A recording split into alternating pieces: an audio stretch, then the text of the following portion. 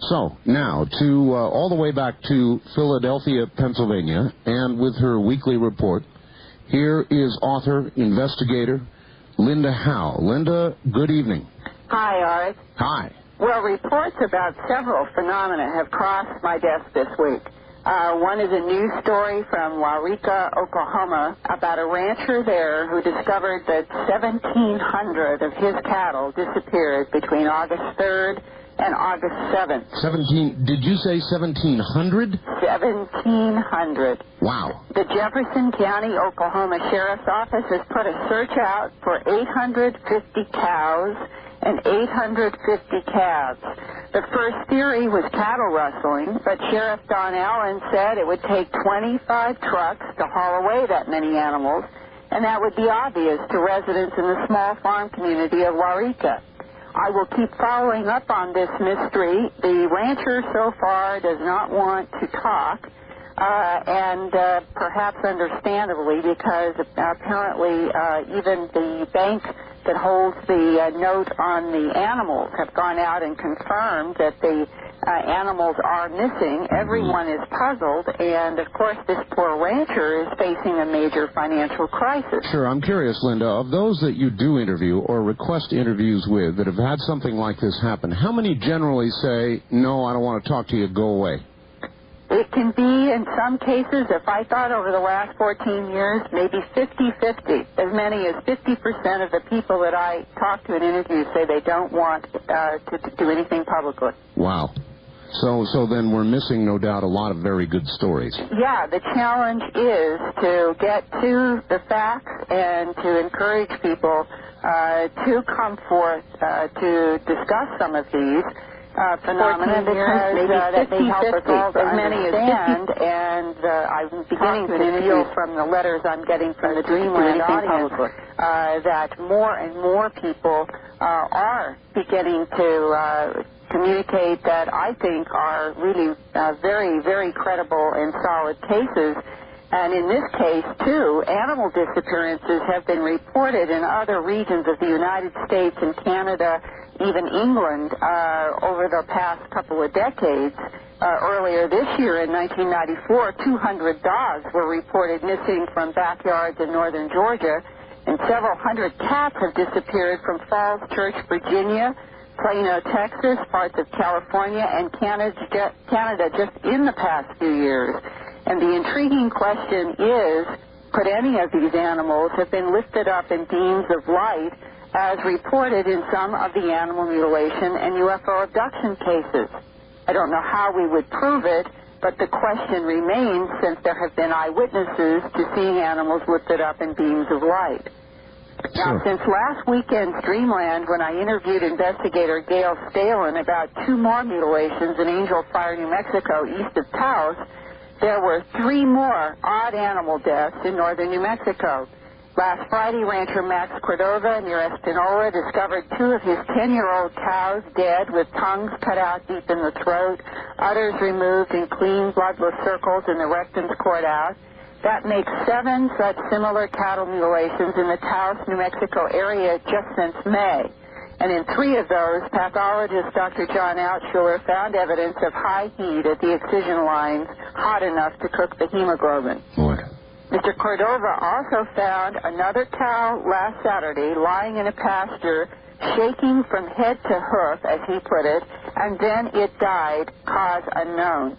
I contacted a veterinarian who did a necropsy on that animal and collected tissues from the mutilated cows for pathology examination, and I'll report those results when we have them. Good. Reports from England are that the last big formation in Wiltshire near Avebury was a huge spider web laid out in a wheat field. And other images this summer have included scorpions, a beetle, a large eye, galaxy-like formations, and something that people have described as an infinity symbol. English newspapers and television have covered the mysterious formations with less ridicule and less emphasis on the hoax theory this year, and yet in the United States there has been no coverage about the continuing formations at all.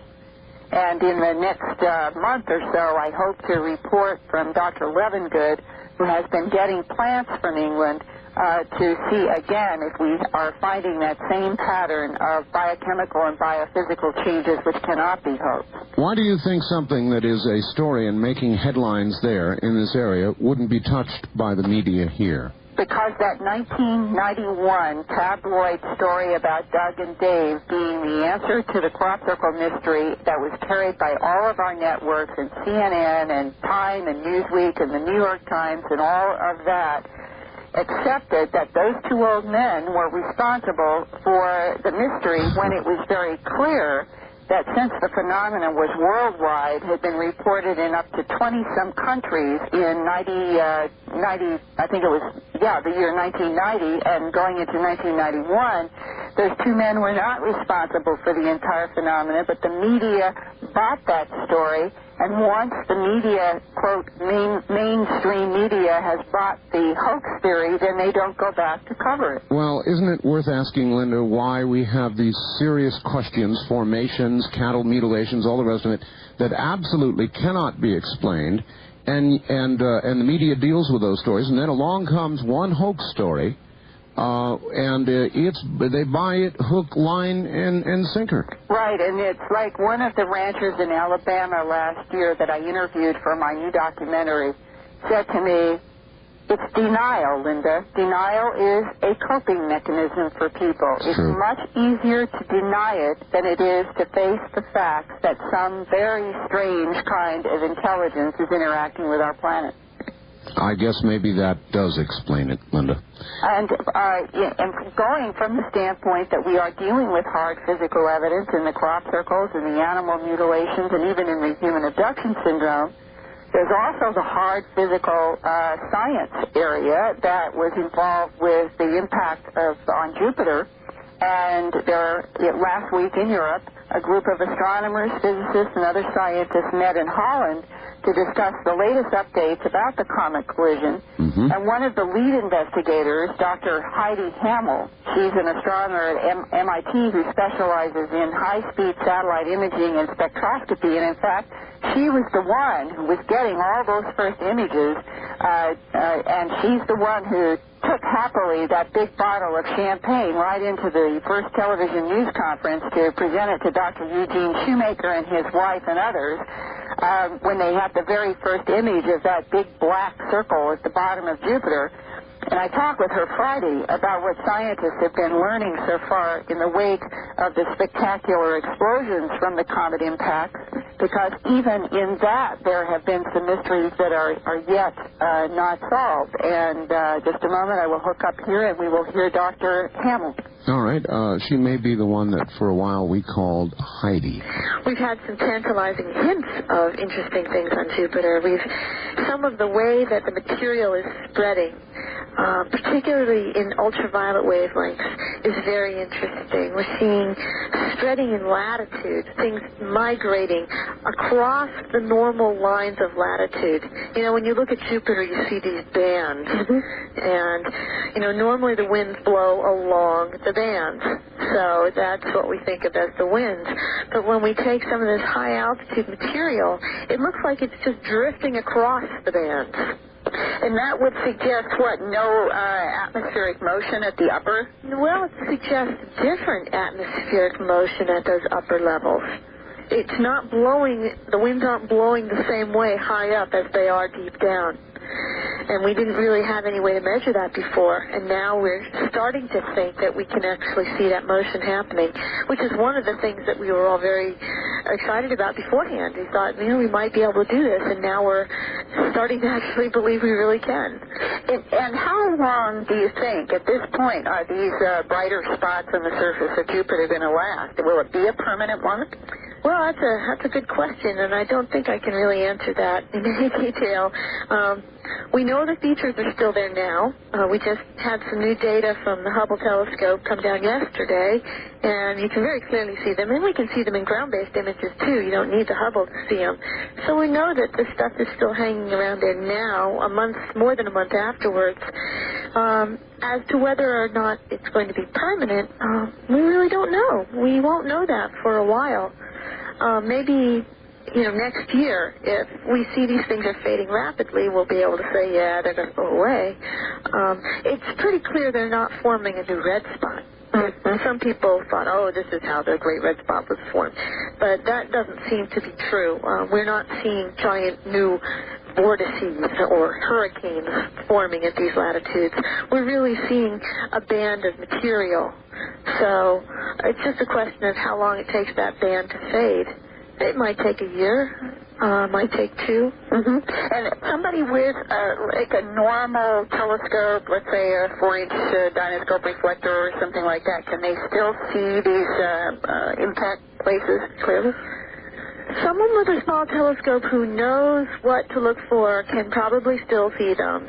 It's a little bit harder than it was months ago, though, and here's why. A month ago, these features were very localized. They were spots, and it's easy to see a dark spot. But when you then take that spot and you spread it out as it's happening, its contrast drops quite a bit. And so if you don't know where to look, it's not as easy to see the spots. So it's a question of how familiar a person is with Jupiter. If they know where Jupiter normally does not have dark band here, and they see the band, then they know that's from the impact site. But it doesn't have these very obvious big dark splotches like it did a month ago. So the most outstanding remaining mystery is why was the substance black where these impacts were? Yeah, that's one of the questions. Another question that we're all still very curious about is how deep did these pieces really penetrate before they exploded? Right? Well, that's something that was very interesting because that tells us a lot about the comet. It tells us a lot about Jupiter, and we really don't know the answer to that yet. We think it didn't penetrate down to the water cloud layer because we didn't see any Jovian water, just like we saw no comet water. At the meeting in Holland, we were talking about the fact that we did not see the bright flashes as these pieces went in, the meteor phase.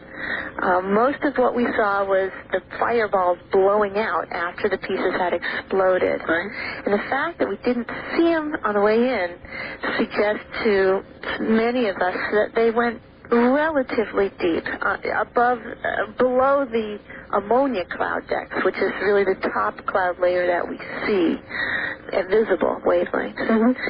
But we're not sure about that. And if it did go deep, then it would again be the question, why not see water? Yeah, that's right.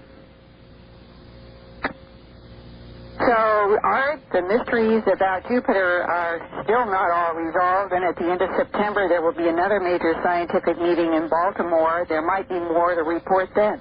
All right. Well, it would be interesting to know, A, how deep they really did go, and B, Richard Hoagland, who's been on the program, has speculated a number of times that the black spots were carbon, and they seem disinclined to be very interested in talking about the black spots. Have you noticed? Well, she said that they have found some odd elements, like lithium and some other really odd ones, which they're going to have more papers presented in September. But in terms of the identity of the black material, at least according to Heidi so far, they do not know what it is. All right. Well, Linda, gee, a wonderful report, and I was hoping to get some follow-up, and I hope there'll be more on the collisions. I've been fascinated by that. Right. I plan to talk with her and Dr. Shoemaker again after the September meeting in Baltimore. All right. Wonderful. Linda Howe, as always. Oh, wait a minute. Let's give out your address. I know a lot of people want to communicate to you, so give it out. Yes, I have been very grateful for the increasing number of letters, extraordinary stories from people, and I will continue to try to share some of these in future Dreamlands as we go with those who give me permission. You can write to Linda Howe at Post Office Box 538 in Huntingdon Valley, Pennsylvania, spelled Hunting, D as in dog, O-N, Huntingdon Valley, Pennsylvania, and the zip code is 19006. All right, there you've got it, and we'll give that out again in the program. Linda, as always, thank you. Thank you, Art. Right. Linda Howe, our reporter/investigator in Philadelphia and frequently elsewhere. She travels around the world to look at this sort of phenomenon, and we will continue to have her on the program. All right, Dreamland continues in a moment with something a lot of people have been waiting for, a crash at Roswell. We're going to reach out to Cedar Rapids, Iowa, I hope, and find Kevin Randle. Hi, Kevin, are you there? Yes, I am. Excellent. We've only got a couple of minutes before the bottom of the hour break, Kevin, so tell us something quickly about yourself. I think the important things to know is I used to be an Army helicopter pilot. I spent 12 years as an Air Force intelligence officer, and I've been investigating UFOs for about 20 years. So I've got a background that in aviation and in investigative work of one nature, and I could bring all that to bear on the investigation that Don Schmidt and I conducted to learn what exactly happened at Roswell in July of 1947. Well, we'll certainly get to that, but if you were in intelligence work and you piloted helicopters, I've really got to ask you about something up front here that has been a big matter of contention with our audience. What are these black helicopters that are flying around? Any idea, Kevin? I actually have no ideas at all. The stories seem to make no logical sense whatsoever. According to FAA regulations and all other regulations, if you have an aircraft, it has got to have a number on it and it's got to be flown in accordance with FAA regulations, and these things seem to violate all those regulations.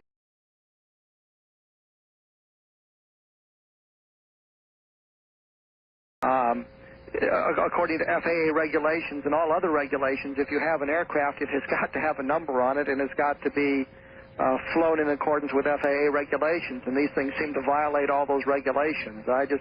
I don't know what's going on. Do you get reports of them? In other words, I'm sure very much like we do here, you are in a circle of people that hears about this kind of stuff. And so do you also get reports of these black helicopters? Oh, absolutely. Absolutely. People from all over. In fact, up in Portland, Oregon, I was working with John Kirby and Don Newman up there. And the first time we ever met with them, they told us a number of stories about black helicopters, and I confess they just make no sense to me at all. Well, all right. I don't know what to do about that or say about that. It's just kind of an ongoing thing, and a lot of people are, to use the street term, kind of freaked out about it, Kevin. And oh, absolutely. They feel these things are somehow flying around up there with... even though we don't have reports of harm coming to anybody, somehow people feel they're trying to do harm to them. All right, Kevin, stand by. We'll take a break here at the bottom of the hour. It'll be about 4 minutes, and we'll come back and find out if we can really get the truth about the UFO crash at Roswell. Perhaps the 4R.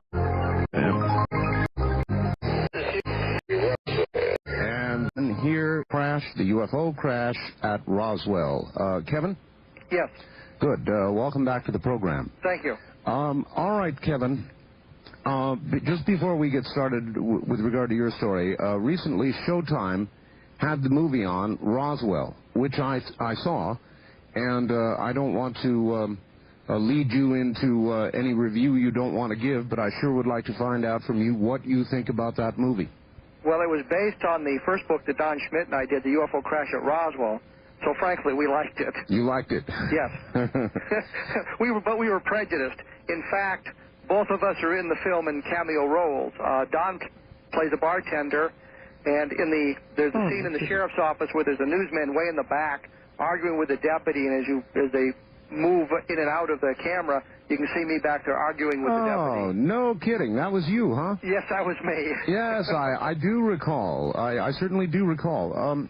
Is there anything about the film that you found distressing or inaccurate or blown up, for the sake of cinematography? They did a very good job of trying to stick pretty much to the story. And, as the director said a number of times, they were making a film. So you have to keep it in context of them making a film. When I first saw the script, I was a little bit bothered by the stuff from Dreamland Area 51, the animal mutilations, the human abductions. I thought this really has no relevance to the Roswell case. But in the context of the film, with Martin Sheen saying, telling Jesse Marcel in the context of film, well, then none of it's true. Well, maybe some of it's true. And in the context of the disinformation put out by the government, I thought it worked very well. What about, one thing that struck me in the film was the size of the debris field at Roswell. My gosh, for as far as the eye could see almost, you know, there was debris. Was there that much debris at the original crash site? On the debris field, according to Jesse Marcel, the debris field continued for 3/4 of a mile. Wow. It was 200 to 300 feet wide and stretched for 3/4 of a mile. And in fact, the reason the debris field is so large is because I said something to the director, so the next day I found myself walking way out into the desert, dropping debris here and there with a number of other people. And Paul Davids, the executive producer, suggested, well, maybe the director was getting even with you for shooting your mouth off. You shouldn't have told him the debris field wasn't large enough. So. Yes. All right.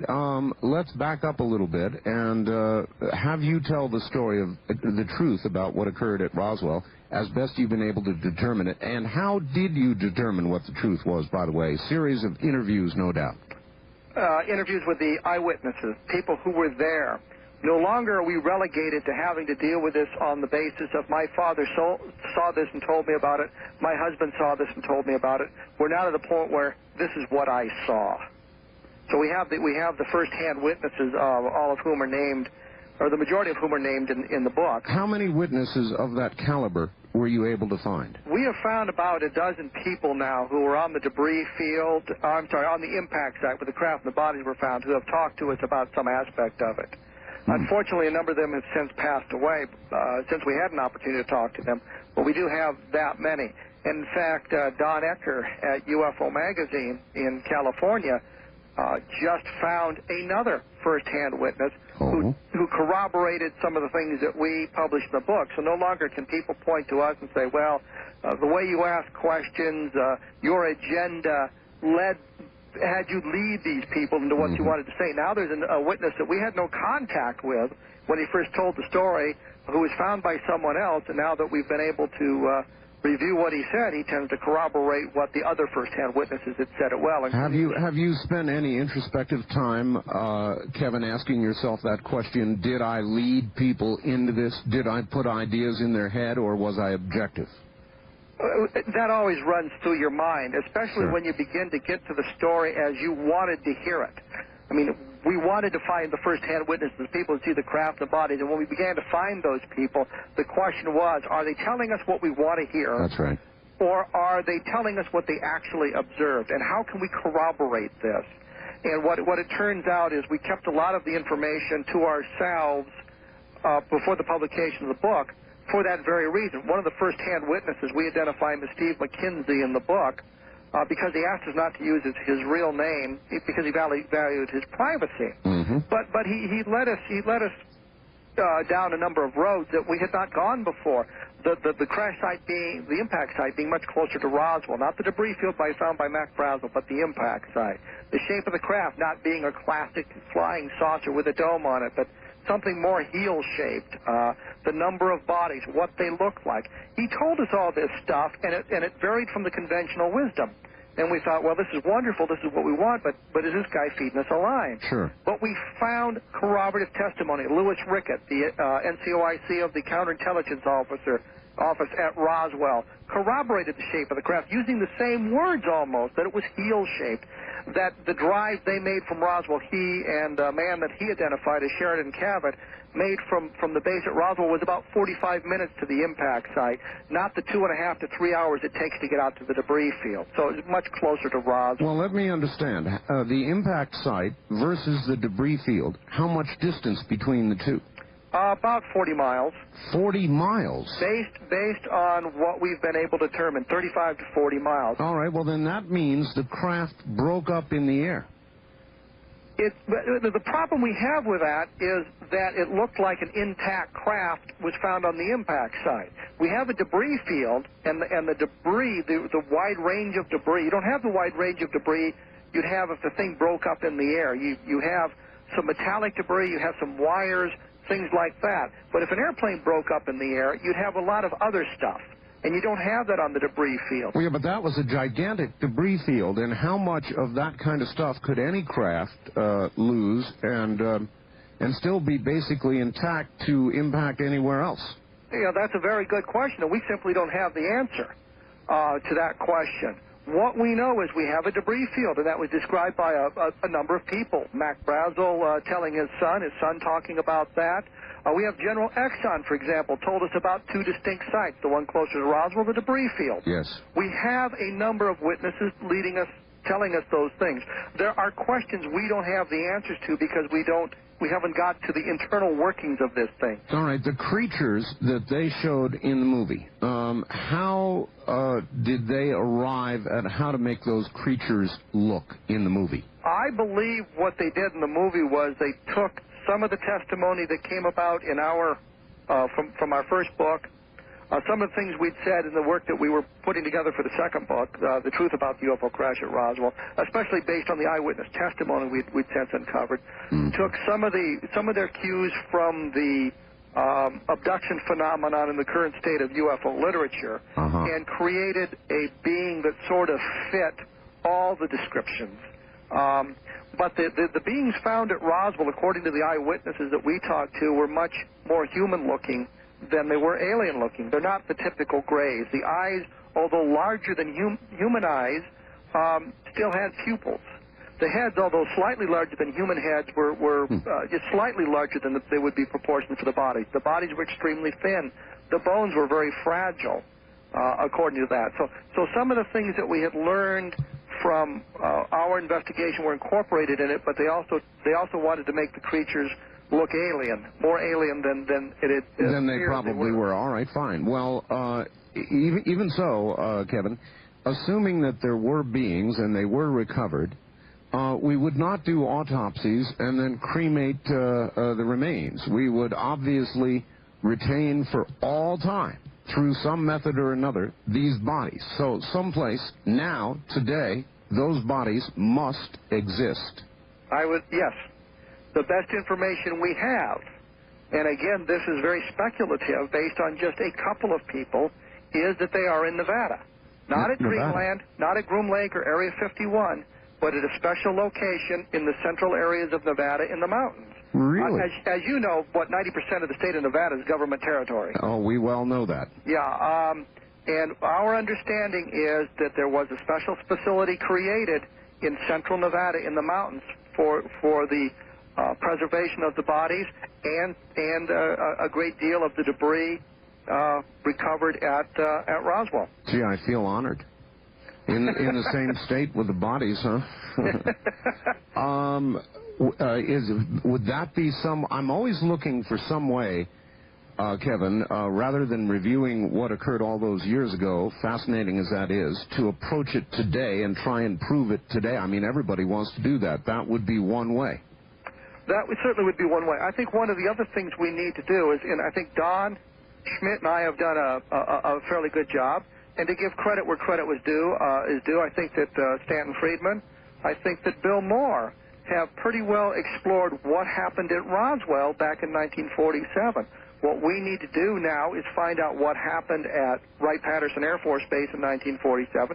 Some of that work has been done, but there's a great deal more to be done, and learn what was going on in the UFO phenomenon from that point forward, and that may provide us the clues to get to where we want to go today.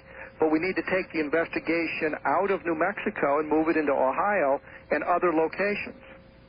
Well, as there were witnesses with regard to what occurred in New Mexico, you would think there would also be witnesses, although probably more carefully warned, from Ohio that you could interview and kind of track what's happened to these bodies and what happened in Ohio. And that's right. Again, General Exxon told us that he was at the base when this happened, July of 1947. Later, he became the base commander at Wright-Patterson in the mid-1960s. But he told us that one of the bodies had been taken to Denver because the Army's mortuary service was housed at Lowry Army Airfield at the time. Yes. And that it was experimented on there, obviously with an eye for the best way to preserve it without chemically altering the tissue samples or the blood the way we normally do when you embalm a body. They would want to preserve it as pristine as they possibly could without allowing it to decay. We have been told that one of the bodies went to MacDill, I think, Air Force Base in Florida, and it had been preserved there. But you're absolutely correct. We have some witnesses at Wright Field and later Wright-Patterson Air Force Base who provided us with some clues. General Exxon told us some things that when he first told us them weren't that interesting. He mentioned that there would be groups of men coming in from Washington, D.C. to Wright-Patterson Air Force Base. He was responsible for getting them an airplane, and then they would go out and investigate a UFO sighting and would come back to Wright Field, Wright-Patterson Air Force Base. We thought, well, that's curious, but not overly significant. Now with the discovery of the 4602nd, at that point it would have been the 1127th Air Activities Group, and Project Moondust, that information becomes extremely important because it's clear that the people Exxon was talking about were working with the 1127th Air Activities Group. So nobody knew that group was at Wright-Pat? The group was not at Wright-Pat. They were at Fort Belvoir, Virginia, in the Washington, D.C. area. They came into Wright-Patterson. He provided them with a Wright-Patterson Air Force airplane. He said they would come in civilian clothes on commercial airliners and then go out and investigate the UFOs. So if you had a smart aleck reporter who tried to trace these guys back, he could trace them back to Wright-Patterson, home of Project Blue Book, and everybody's happy. And that's where it would stop. All right, hold on just a moment, Kevin Randle. We'll be right back to you. Yes. All right, let us do a little of the original stuff and tell everybody, because there may be some out there who don't know. Back in 1947, what were the sequence of events, roughly? What happened? What we believe happened, based, again, on eyewitness testimony, on the evening of July 4th, 1947, between 11:17 and 11:27 p.m., an object crashed just north of Roswell, New Mexico. Next day, the military is out there. They've cordoned the area and are picking up the craft and the bodies. Major Edwin Easley, the Provost Marshal of the 509th Bomb Group, told me it was an extraterrestrial spacecraft. Steve McKenzie told me that the object was heel-shaped, that there were 5 bodies. Louis Rickett told me that the object was heel-shaped and that some of the metal was extremely thin, but he couldn't bend it. They couldn't do anything to cut it. They recovered the craft, they recovered the bodies, took them to the Roswell Army Airfield. On the evening of July 5th, morning of July 6th, 2 airplanes left Roswell carrying the bodies. One went to Andrews Army Airfield, Andrews Air Force Base in Washington, D.C., so top-level people in the government could see the bodies. The other one went to Wright-Patterson, Wright Field at the time. They didn't put all the bodies on one airplane in case one of them crashed. On Sunday, July 6th, now we run back into the conventional wisdom. Mac Brazel finds the field of metallic debris on the morning of the 5th. On the morning of the 6th, he takes it into Roswell, takes some of the debris into Roswell, shows it to the Chavez County Sheriff George Wilcox, who in turn calls the 509th Bomb Group, and Jesse Marcel, and apparently Sheridan W. Cabot, who was the commander of the counterintelligence office, was sent out to the debris field. They spent the day of the 7th out there, collected some of the debris, came back late at night. Marcel showed it to his wife and son, and then went on out to the base. On July 8th, the Army announces, we captured a flying saucer on a ranch in the Roswell region. By 4 or 5 o'clock that afternoon, General Ramey at 8th Air Force Headquarters said, no, they made a mistake. It was merely a weather balloon. Who made that announcement? How high did that go? The original announcement that a UFO crashed. It went all the way to the president. I mean, the president knew. The president knew. There's no question. Edwin Easley, the provost marshal, told me one of the reasons he didn't like talking about this was because he'd promised the president he wouldn't talk about it. Now, I don't know whether Easley told the president personally, told Truman personally he wouldn't talk about it, or Truman's representative in New Mexico, but it's in essence the same thing. Easley felt that he had promised the president he would not talk about it. Wow. I had at one time, in my discussions with Easley, I had told him that I knew General Thomas DuBose. And I said, do you know General DuBose? And he said, yes. And I said, well, I had General DuBose call you and say it was okay to talk. Would you feel more comfortable then? Mm-hmm. And he said, no. I didn't realize that what I needed to get was the president to call this guy and tell him it was okay to talk about it. I couldn't find a general officer high-ranking enough. All right, what about the other end of the scale? In the movie Roswell, it showed literally platoon after platoon of regular grunt-type GIs out there picking up debris like so many cigarette butts that you got to pick up around, that I remember picking up around the barracks. And they were doing that, crawling on their hands and knees, and there was a ton of debris. Shouldn't there be a lot of low-ranking people who participated in that debris pickup that you could find and interview? Absolutely, and we've talked to many of them. We've probably talked to 4 dozen people who handled the metallic debris. Wow. That didn't see the craft, did not see the bodies, but handled metallic debris. So, yes, there were a great number of them. Okay, well, that's important. What do they say about the nature of the debris? Robert Smith, for example, who was a sergeant, helped load some of the debris on airplanes, said that he'd seen a foil sample of it, that when you wadded it up into a ball and dropped it on the table, it would unfold itself. Yes, they showed that on the movie. And that's a very easy one to show because, I mean, it's something that's so unusual that sticks in the mind. An awful lot of people talked about that one. Bill Brazel, the son of the man who found it, Mac Brazel, played by Dwight Yoakam in the movie, had a piece of that foil that he talked about, and he liked it too because it would unfold itself. Frankie Rowe, whose father was a firefighter in Roswell, when a state trooper brought a piece of debris by the firehouse, saw that kind of debris. Sally Tadolini, who was a neighbor of the Brazels, saw the piece of debris that Bill Brazel brought by, and she was impressed with it because she just spent all day ironing and thought it'd be wonderful to have fabric that wouldn't wrinkle. So, I mean, there's a large number of people, from civilians to low-ranking military people, who saw the metallic debris and talked about what it was. When you get to the craft and the bodies, clearly that was much more important, and that was limited to a smaller number of people. But there was a large number of people who saw the metallic debris, and the description we have from some of the people is that they lined them up across that debris field, shoulder to shoulder, as you saw in the movie, picking up the metallic debris, first sweeping it at double arm intervals, then at shoulder to shoulder, and then finally on their hands and knees to make sure they picked up all the debris. Wow. In the movie, Major Marcells had more than just one of the pieces of foil. He had a piece of debris with some writing on it that looked like some sort of Egyptian hieroglyphics or something. It was hard to discern, but that's kind of what it looked like. Is that an accurate portrayal of what he had? I think a more accurate portrayal of what he had, according to his son Jesse Jr., who was on the set with us, as a matter of fact. Oh, no kidding. After the movie Roswell, there was a short little thing they showed, and you see Jesse Jr. sitting in a chair out in the desert talking about that. Well, that was on the scene where they were filming the film. But according to him, the symbology was more of geometric shapes, squares and circles and triangles and things like that. But he described it as being hieroglyphic-like.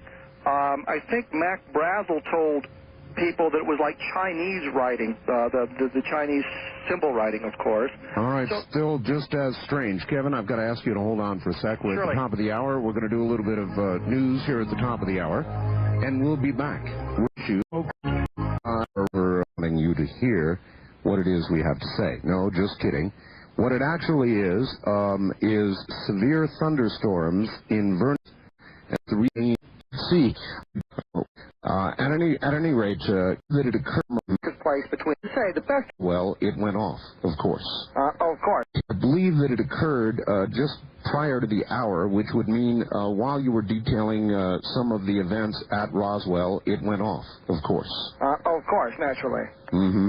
As I say, the best evidence we have in its eyewitness testimony is that the crash took place between 11:17 and 11:27 p.m. on July 4th.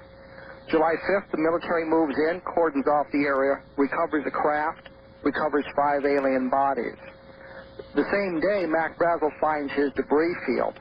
Sunday, July 6th, Mac Brazel comes in, alerts the Chavez County Sheriff, who in turn calls the Roswell Army Airfield, Major Jesse A. Marcel, and apparently Captain Sheridan Cavett, who was in charge of the counterintelligence office, accompanied Brazel back out to the debris field. They spend these July 7th there, Monday, July 7th there. Roswell leaves them on the field.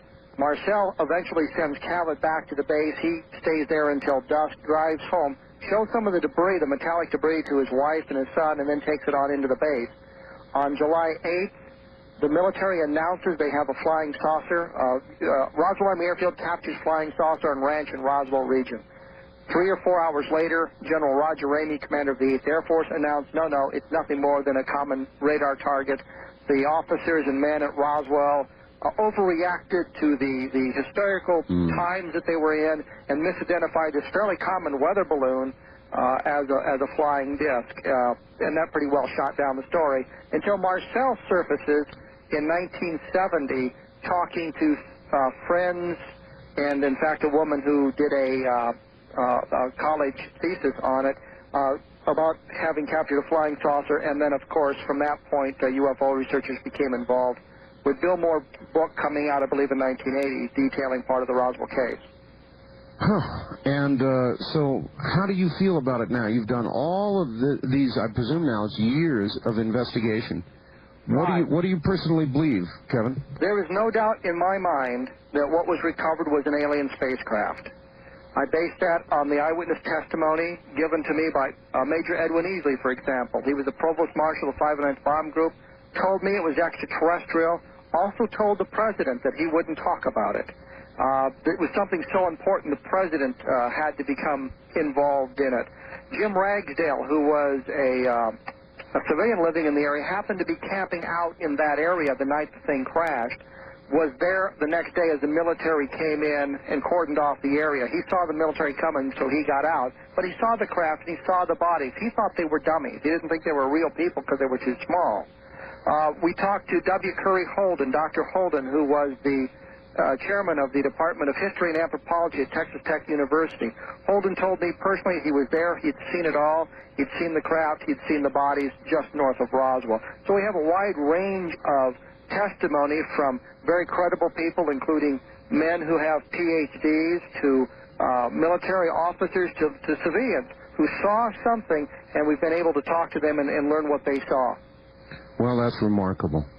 Just remarkable. Kevin, I would like to expose you to the audience. Open the telephone lines. Let them ask you questions. Let me ask you this. Does your experience now with UFOs range beyond Roswell? Oh, absolutely. For the last 5 years, you mentioned how long we've been doing this. Don Schmidt and I have been conducting this investigation almost exclusively for 5 years. But prior to that, I'd spent a lot of time researching UFOs. I did a book called The UFO Case Book, which details the history of the UFO phenomenon from Kenneth Arnold's signing up to 1988 when the book was had to be submitted. I've done some work on abductions, and I, in fact, may have done work on the first abduction case where the family suggested the aliens had come into the house, and that was the Pat Roach abduction from Utah in 1973. All right, very good. Well, let us go to the telephones. Let's talk to a few people out there. And so if you have questions about the UFO field in general, now is the time, folks. Jump on the lines. On the toll-free line, you're on the air with Kevin Randle. Good evening. Yes, that's David from Palm Desert. Hi, David. I was just curious. I missed the Roswell show. I just wondered if it was going to be out on video cassette or rebroadcast. Well, that's a good question. Kevin, it was done for Showtime, correct? Yes, it was. And, in fact, they just showed it for the last time last night or this morning at 12:35. Oh, boy. But it will come up again, as I understand it, in December on the Showtime network. There are plans for it to be marketed on video cassette. And there's a possibility it may be shown theatrically in this country. They're discussing that now because the response was so positive to the film. All right, but I assume because it was Showtime, there will not be a video cassette automatically available. Is that right? No, there are plans to market it as a video cassette. But it's not out there yet. But it's not out there yet. Absolutely correct. All right, fine. On the first-time caller line, you're on the air with Kevin Randle. Hi. Hello, Mr. Randle. Yes. Yeah, I read your book about 3 months ago. I thought it was an outstanding book. Thank you. And I was wondering if you've seen the video by Norio Hayakawa. It's called The Grand Deception, UFOs Area 51 in the U.S. government. I'm familiar with the video. I haven't seen it yet. Okay. This was made in late 91, and according to him, in the fall of 95, there's going to be a fake encounter with the aliens in our government, trying to prove that the aliens are dangerous and are going to attack us, and that this is going to be is kind of a hoax to promote this one world government. Have you heard any theories on that? All right, thank you. Well, I think that we have to take a look at the whole phenomenon. It's going to be very hard for anybody to fake a sighting for very long. There's so many people out there with knowledge of the field that if they try to fake something, that it's going to be pretty clear pretty quickly what's going on, and there'll be some discussions about it. I don't see what benefit our government or anybody's government would derive from that, and we can always fall back and say, well, these things have been around for 47 years, and they have not overtly attacked us up to this point. So, there's a body of evidence to suggest that we don't need to worry about that. All right. Now, Representative Schiff in New Mexico is doing an investigation. And I wonder where you think that's headed and what we might be able to pry loose with that, Kevin. Well, from what Representative Schiff says, he's not looking into Roswell specifically, but looking into the government procedures, which is what the GAO would necessarily do. And I know that a number of people have been in communication with the GAO, supplying them with information and data and suggesting where they should look. What I'm hoping is we will find some kind of documentation that will lead us in the right direction, and the GAO certainly has the powers to get to that documentation. We've tried to suggest places for them to look, and I know others have done the same thing. So with their clout, there may be something coming down that would suggest something extremely unusual happened at Roswell. All right, very good. Back to the phones. First-time caller line, you're on the air with Kevin Randle. Hi. Hello there. No, you're not on the air. Let's go to another line. Toll-free line, you're on the air with Kevin Randle. Good evening. Hi, this is Greg from Phoenix, Arizona, KFYI. Yes, Greg. Yeah, I was wondering if Kevin Randle might want to detail the differences between he and Stan Friedman on the details of the Roswell incident. I think the major difference between Stanton Friedman's theories and ours is Friedman subscribes to the idea there was a second craft and bodies found over on the plains of San Augustine. And we find the evidence suggesting that to be fairly weak. It's based almost exclusively on the testimony of, and not even the testimony, but the story told by Barney Barnett to friends. And we have not had an opportunity to interview Barnett. In fact, nobody did. He died before the story came out, so we must rely on secondhand testimony there. There has been no firsthand corroboration for an event on the plains. The one fellow who talked about firsthand corroboration, Gerald Anderson, finally admitted that he'd lied about part of the story and actually created some documents to attempt to corroborate his lying about this thing. So I think that's the major area where we differ. And I think we also differ on the MJ-12 document. We believe that the document itself is a hoax, and I think believe that Mr. Friedman believes that the document is authentic. So those are the major differences. We all agree that there was a crash of an alien craft. We agree there was a crash near Roswell, New Mexico, and we agree that bodies were recovered. All right, good enough. Back to the lines. On the toll-free line, you're on the air with Kevin Randle. Good evening.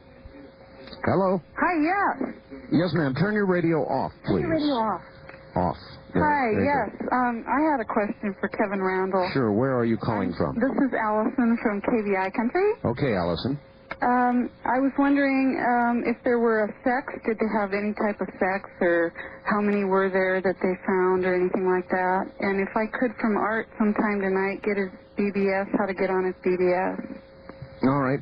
Thank you. Anything with regard to the gender of the beings? There were 5 of them, and we have absolutely nothing on the gender. Glenn Dennis, the Roswell mortician, had gotten some information from a nurse that he knew assigned at the Roswell base, and she participated in some of the preliminary autopsy work done at the base, and she said she noticed nothing, no overt sexual characteristics, if you will. She said that it's possible that the doctors who had done some of the work may have been able to distinguish between male and female, but she did not know. So the answer is we have no detailed knowledge on that. The answer is you have no answer right now. Exactly. All right, very good. Back to the telephone lines. Toll-free line, you're on the air with Kevin Randle. Good evening. Hello there. No, I guess not. On the wild card line, you're on the air with Kevin Randle. Good evening. Hi, Art. This is Doug calling from Phoenix. Hi, Doug. I just wanted to ask, are you going to face any repercussions by talking about this? Am I? Yeah. No, I think that our theory has always been that the people who, for example, were involved in the recovery and were sworn to secrecy or whatever, when they talk, they're suddenly protected because if the government moves against them, it's a tacit admission that what they were saying was true. Uh-huh. You can't prosecute somebody for inventing a tale of a flying saucer if there's nothing to it. I see. And I think it's sort of the same thing with Don Schmidt and me. We are now very visible on that, and if there was any kind of a move against us to suppress the information, then that would be a tacit admission that we were going down the right path. Their best move at the moment is just to leave us alone. There was a movie out a number of years ago where the reporter discovered a real live vampire, and he told the vampire, "I'm going to tell the world you exist." And the vampire said to him, "Go ahead, nobody will believe you anyway." And I think that's kind of where we are in the UFO phenomenon. The government's attitude is, well, go ahead, nobody will believe you anyway. But eventually we will. Eventually we will convince people, because what's happening now, and it's kind of what I predicted in the UFO casebook, is we've moved into the libraries and the archives, and we're beginning to find the documentation to support what we've said. For example, we've always maintained there was a secret UFO investigation, not part of Project Blue Book. We can now prove that. In fact, Air Force Regulation 200-2, as published in August of 1953, says if you read that as an intelligence officer and you become involved in a UFO sighting in some fashion, a flight crew reports it to you, whatever, your obligation is to report it to 4602nd Air Intelligence Service Squadron at Fort Belvoir, Virginia. You don't send it to Project Blue Book at Wright-Patterson Air Force Base. And so what this does is demonstrate that there was another investigation going on. There apparently was coordination between Blue Book and this other investigation. But clearly, the important cases were going somewhere else. We can now demonstrate that. Project Moondust, which we can now demonstrate was a real government project, was involved in UFOs. It was also involved in the retrieval of returning space debris of Soviet origin or something of that nature. Clearly, it had another more mundane mission. Can you tell us what that was? What that project was? Moondust. You keep talking about it. What did they do? Moondust was designed, according to the documentation, in 1953 to debrief captured flight crews. It evolved into a project whose one mission was to recover space debris of foreign origin or unknown origin, which clearly could mean extraterrestrial. It's UFOs are mentioned in some of the Moondust documents. So we have and Moondust was run by the, get this, 4602nd Air Intelligence Service Squadron. Later, the 1127th Air Activities Group. I mean, it's the same unit, but Moondust is involved in that. Moondust, that organization is also involved in UFO investigation. So Moondust clearly had a mission that revolved around UFOs. Now, we know that when Senator Jeff Bingaman from New Mexico queried the Air Force about Moondust, the Air Force wrote back and said, no, there was never such a project. Never existed. When we presented the documentation, actually Clifford Stone from Roswell gave the documentation to Bingaman, who sent it to the Air Force. The Air Force wrote back and said, we'd like to amend our last statement. There was a Project Moondust, but we never used it. We can now prove that Moondust went out a number of times. Oh, boy. So what I'm saying is, we now have the documentation on our side. It's no longer we ufologists running around saying these crazy things about secret government projects and all this. We now have the documentation to prove it. And we have the lies told by the government documented as well.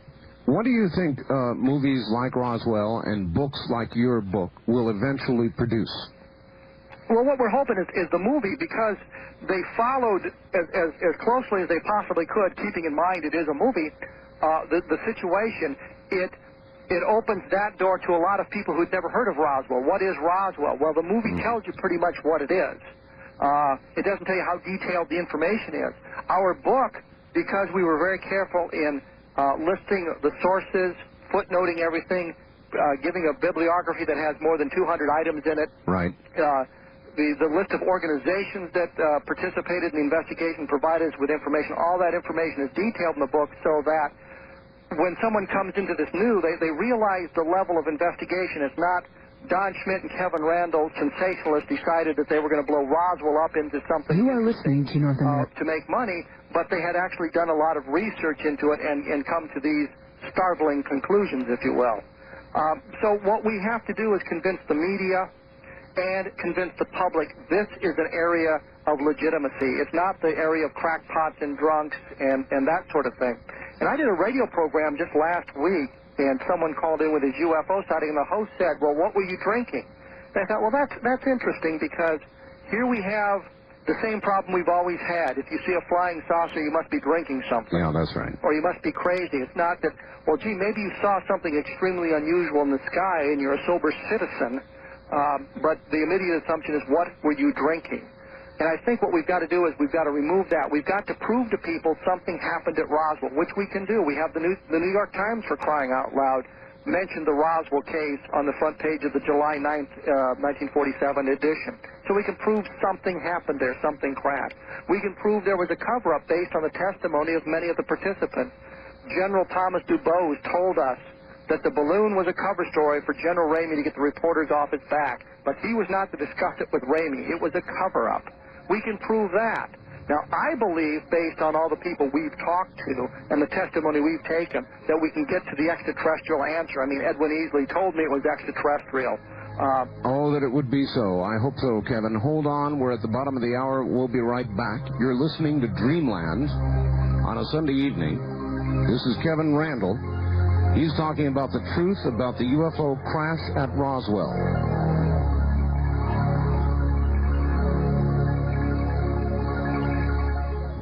Will the unknown. This is Dreamland on Talk Radio 102 FM.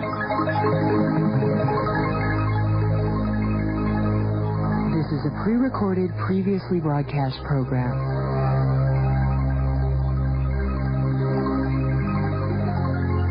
From the Kingdom of Nye, we continue with your calls on Dreamland with Art Bell. Call Art now, toll free at 1-800-618-8255. 1-800-618-TALK. First-time callers, area code 702-727-1222. 702-727-1222. Or the wildcard line at area code 702-727-1295. 727-1295 in the 702 area code. Now again, here's Art Bell. It's widely thought to be the best documented occurrence here on Earth.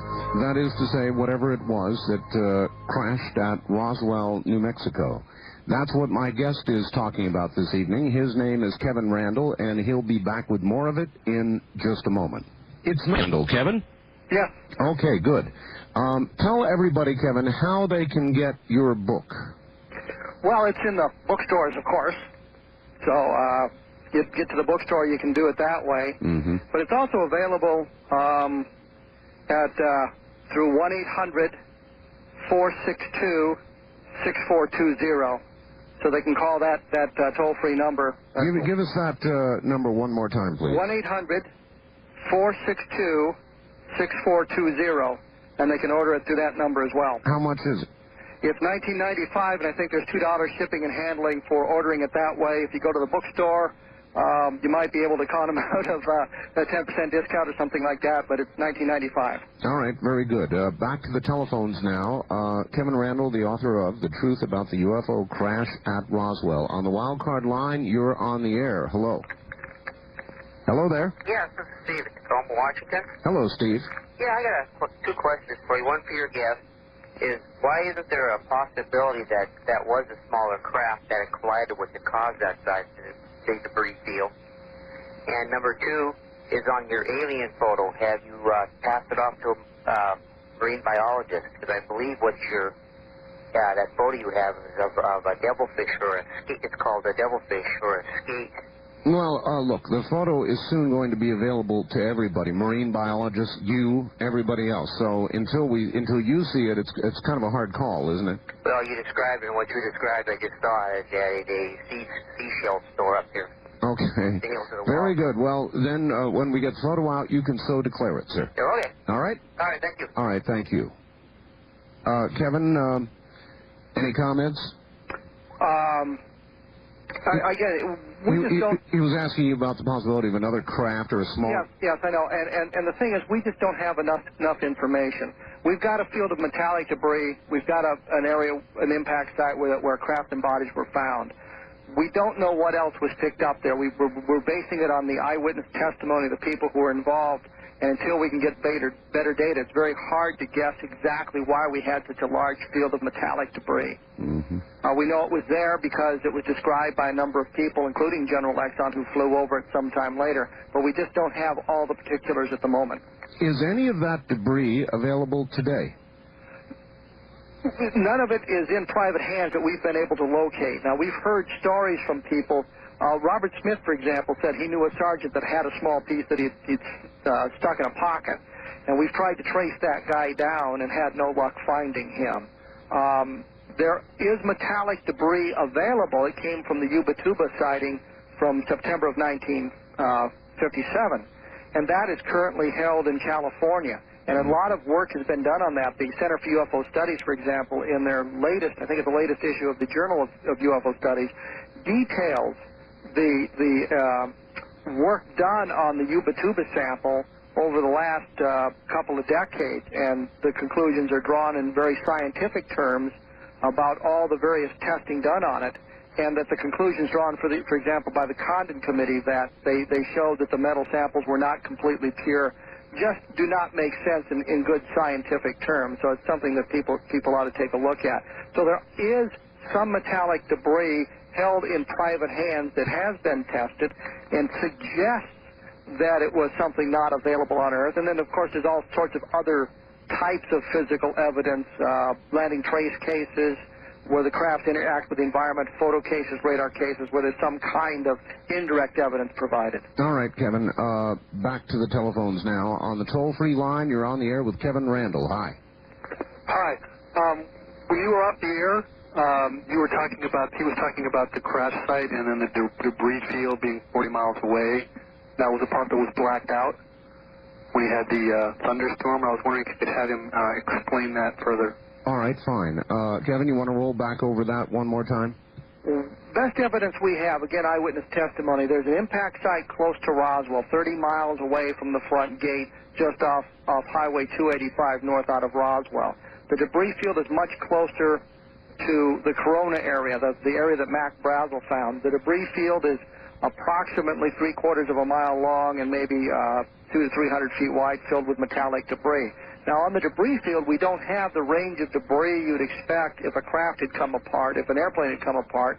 You'd have a wide range of debris, but there only seems to be 3 or 4 different items that were found there. The wires, the fibers that were described by Bill Brazel as monofilament fishing line, but apparently were fiber optics. Some lightweight metal that had the density of balsa wood, and this lead foil or aluminum foil type stuff that when you wadded it up, it would unfold itself. On the impact site, we've got a craft that is heel-shaped, about 25 feet long, maybe 15 to 20 feet wide, and 5 alien bodies. And 5 alien bodies. Yes. All right. On the toll-free line, you're on the air with Kevin Randle. Good evening. Yes, hello. Hello, sir. I'd like to ask Mr. Randle, what is the reluctance of the government about releasing information that we're not alone in this world? I mean, obviously, something like that would have an impact on the way all governments of the Earth, do their business. Sure. Where are you calling from? I'm calling from Bakersfield, California. Bakersfield. All right, Kanziara. Kevin, what about it? What about this reluctance? What do you attribute it to? Would it be the social disruption that would be caused? I think that's part of it. I think part of it is the natural inertia of the government to declassify anything that has been classified. I think part of it is studies done by the government that suggest that if we announced that there were alien civilizations, there would be some sort of a reaction by the people. I know that the Brookings Institution did a study in 1962 where they interviewed representatives of various disciplines such as anthropologists, economists, theologians. What would happen if there was a confrontation between people of Earth and an alien race? Right. Not necessarily face-to-face, but through radio astronomy, and they determined it would be disastrous for our society. We believe that the reason it was originally classified was They didn't know what they were dealing with. There's a line in the Roswell movie that I absolutely love where they're sitting around talking about this, and one of the generals said, well, the people would think that we're not in control of the skies, and the Secretary of Defense says, and they'd be right. And so that may be part of it as well. But we also understand that when they were attempting to hide things, the government, the military, the government representatives went in and threatened people. Frankie Rowe, who was 12 at the time, was told that if she ever talked about what she'd seen, she'd be taken out in the desert and she wouldn't come home. Glenn Dennis, the Roswell mortician, was told they would be picking his bones out of the sand. The Chaves County Sheriff was told that not only would he be killed, but the entire family would be eliminated. So there was a large number of civil rights violations that were involved in this as well. And I just read a couple of interesting things that Ken Jeffries sent to me that dealt with the hiding of the fact that there may have been living American POWs left behind in Vietnam and Laos when the war ended in the early 70s. And that was one of the questions that came up. Why do they continue to hide this stuff? And Harding Carter III, in an article that he did, said it makes no sense to continue to classify stuff when the Soviet Union has collapsed, that the Cold War has ended, and yet we continue to classify stuff and hold things that classified that clearly have no relevance in the world today. Why do you think we're doing that? Do you think it's just this Nobody makes a decision. Nobody wants to decide this should be released and this shouldn't be released. We found evidence of a first aid manual that talked about mouth-to-mouth resuscitation that had been classified during the Second World War, still being classified. For God's sakes, we're so far beyond mouth-to-mouth resuscitation, it's unbelievable, yet that stuff is still held in classified. And it's costing us billions of dollars a year to hold this stuff in at the levels of classification they're held at when they have absolutely no relevance. And so if they're doing that with things that have no relevance, what about the stuff that could have an impact on our civilization and our society, like an announcement that there are that we have been visited by beings from another planet? Absolutely right. All right. On the toll-free line, you're on the air with Kevin Randle. Good evening. Good evening. This is Mark from Cogo in San Diego. Hi, Mark. I wanted to ask Kevin if he found any evidence of what Richard Hoagland would say is hyperdimensionality and any sort of double-inscribed tetrahedrons, and if there could be any connection with the structures on the moon. All right, thank you. Are you familiar with the research of Richard Hoagland? Absolutely. There is, again, we have found absolutely no connections between Roswell and the structures on the moon or the face on Mars, which doesn't mean there aren't any. We haven't found them, and that's not an area that we've really gone into because it's very hard to draw those conclusions without some kind of additional information provided by what was found at Roswell. My belief is that there's a 95% probability that what was found at Roswell was extraterrestrial. There's probably a 4% chance that it was an interdimensional type of craft. It's still extraterrestrial, if you will, but not the classic nuts and bolts explanation we would think. And then there's probably about a 1% chance that it's time travelers from the Earth's future. So clearly we're dealing with something extremely unusual that has no basis in our society, but comes from outside. But I think the most logical explanation based on the evidence that we have is it's extraterrestrial, meaning interstellar, as opposed to interdimensional or something else. All right, very good. Let's keep moving. There are a lot of people talking about this interdimensional business now, and it seems, frankly, as likely as it does that they, come from someplace else, to me. On the wild card line, you're on the air with Kevin Randle. Hi. Oh, yeah.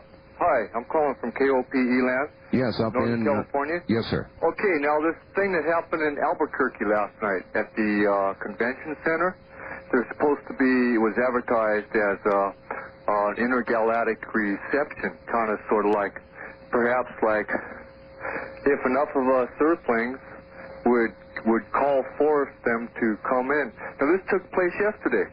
Now, are you aware of this, Kevin? Yes, I was. All right, what is this story? Well, it was just a gathering that they had in Albuquerque, and there was we thought we were going to have an opportunity to actually be there, and it just didn't work out for us, given everything else that was going on this week that we had to do. But we were aware that there was that organization meeting going on in Albuquerque. Well, do you know what were they formed for? What did they do? That I don't know. Huh. Odd. All right, very good. Let's keep moving here. On the wild card line, you're on the air with Kevin Randle. Hello. Radio Free America. Hello. I've got two questions, Art. One would be what the witnesses described as the aliens to look like. And the other is on the 48 hours piece that was talking about Roswell. The witness said that she had seen the form of the metal poured out like a liquid. My question is, how would something that is made of that molecular structure break up if it could form itself into a liquid? Now, listen to your answer. Thank you. All right, very good. The 40 hours, well, she said that it unfolded itself with a fluid motion, like water flowing. That's her description of how it unfolded itself, and I don't think there was a suggestion that the metal actually turned into any kind of liquid. Right. It was merely her perception of how it reformed itself. And what was the other question? No, I'm sorry. He's gone now. And you don't remember either. No. I usually do better than that. I lost the first part listening to the second part, and all right. sorry about that. I'm terribly sorry, caller. We both blew it off. On the toll-free line, you're on the air with Kevin Randle. Hello. Hi, Art. This is Martin up in Anchorage. Hi, Martin. Anchorage, Alaska. Yes. Great, thanks. Yeah, I got about 50 questions. I'll narrow it to about 2 or 3. The origin of these folks, I'd like you to give us your opinion on that. You touched on time travel. I think that, excuse me, that's an interesting aspect, and one that if they're not from our future, if they have the capacity to time travel, then just about anything is possible. I'd like you to comment on that. Also, Bob Lazar, what you think of him? Well, now, let's not, I don't want a whole lot of this here. Let me leave you on the line, and Kevin, deal with what you remember. Well, I actually remember the other question. You want to know what they look like. Yeah, that's right. That's right. Mm-hmm. But what was the time travel aspect? The time travel aspect, I think, is one that is fascinating, but it leads to all kinds of additional problems, and I think that it's probably unlikely that that's what we're dealing with here are time traveling. It's just one of the possibilities, and I think there's a very remote possibility that's what we're dealing with here. What else would you like to know? Where you think they would be from, then? There was nothing that we have that gives us a clue based on the evidence that we got from Roswell and what the witnesses could tell us about it. The only clue that I've ever heard that suggests anything, of course, was the Betty Hill star map that suggested Zeta 1, Zeta 2 Reticuli. And I don't think that's a real good clue. It's an interesting clue, but I don't think it's a very good one. So we really don't know where they're from. The question becomes, is if you can travel interstellar distances, does the length of the trip become relevant? In other words, is it as easy to travel 8 or 10 light years as it would be 100 light years or 200 light years? And if that's the case, then, of course, it could be from practically anywhere. If I was to speculate, I would speculate they're probably within 40 light years of Earth, and there's a number of very good star systems around, or stars around, that are like the sun, that would suggest that's maybe where they're from, but it's all very speculative. Yes, of course, you have the wide testimony of people calling them grays, and of course Bob Lazar's testimony saying that they're from Zeta Reticuli and all that, of course. I think that the thing with the grays, the beings found at Roswell clearly were not grays. To get back to the other caller's question briefly, is they were 4.5 to 5.5 feet tall, the head slightly larger than human heads, the eye slightly larger than human eyes, but not big black orbs. The bones were very thin and fragile, described as bird-like. They were very thin individuals. They had no hair, but they had the peach fuzz. So there's a real quick description of what we've been told. All right. By our standards, then, that would make them very fragile beings, wouldn't it? They seem to be very fragile, yes. And they, but again, without better information from the autopsies. I mean, we talked about the outward structures and what they look like from that point of view, but we have very limited information of any of the internal structures or things like that. I think Len Stringfield has done some work that suggests that they had a big heart-lung pumping station that pumps a clear fluid through the bodies, but they didn't have the separate organs like we do for the heart and the lung. But we have very limited information on that. Still, somehow, it's nice to think of them as, by human standards, kind of glass-jawed. In other words, we could take one swipe at them and probably knock them across the room and break several bones. And the question that I like to speculate on is, what is if you're an alien race and you want to introduce yourself to another civilization, what is the most non-threatening way of doing it? And, of course, it's with a crashed ship and dead bodies, because it proves that you're fallible. And, of course, the problem with that theory is, well, they tried it in New Mexico. It was covered up by the government. Why didn't they try it somewhere else where it couldn't have been covered up by the government? So, there's interesting areas to speculate in, but it doesn't really get us very far. So we're dealing with information specifically about the crashed craft and the bodies, and when we start doing some of the other work, we're getting into areas of speculation. All right, Kevin, very good. Back to the phone lines. On the wild card line, you're on the air with Kevin Randle. Good evening. Good evening. My name is Steve, and I'm from San Diego, Kogo Radio. Excellent, Steve. I wanted to ask him, how about the intimidation that seems to go hand in hand with these type of sightings with Roswell, and what was the level of government intimidation, and also what level of administration, what level have people such as yourself advanced the cause to get this administration to open up the books or Freedom of Information Act? All right. Well, what we've done, the Freedom of Information Act, I just counted up the number of ones I've filed myself just yesterday because I was filing a couple more. Freedom of Information get you to a point, and then the government, if they don't want to answer, they say, well, we have no documents. If you feel that this answer is not right, you can appeal, or we can either confirm nor deny the existence of these documents, and you have to appeal, and you end up in a court. So they can pretty well shut you down if they don't want to talk to you about that. The intimidation, clearly, many of the civilians who had some knowledge of it were threatened by the government. If they talked about it, they would be killed. If Frankie Rowe, for example, was alone on that, she was 12 years old when this took place, the government came, military people came to her house, told her that if she ever talked about it, she'd be taken out in the desert. Now, you can say, well, she was 12 years old, she misunderstood what was being said to her, she overreacted to it. But she's not alone. There was Glenn Dennis, who was 22 years old. There's the sheriff's family who remembered these events. So there was a level of intimidation that was directed at the civilians. The military people were reminded that they had taken various oaths, that they were cleared for classified material, and as if they talked about it, they could end up in jail. All right, what about you, Kevin? I mean, you're writing about this, you're digging into it. At what point during the investigation did a couple of guys in suits come to you and say, all right, Kevin, cool it, or you're going to be in the desert? Well, I always thought what the military would do is call me to active duty and say, here's the stuff, it's classified, you can't talk about it, tough luck. You know? Right. And then Don would be out there by himself with me just saying, well, if I was you, I'd look at that sort of thing. But again, if they do that sort of thing, then it's a tacit admission that what we're doing is accurate and correct, and the best move is to leave us alone.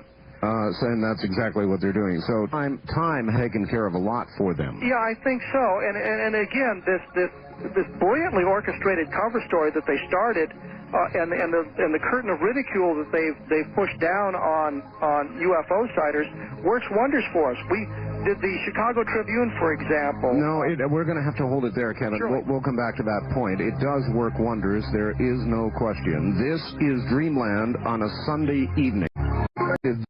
I think you about that really is important to get out. I think one of the things we need to look at is the emerging theory that what was found at Roswell, specifically on the Mac Roswell debris field, was nothing more extraordinary than a Project Mogul balloon.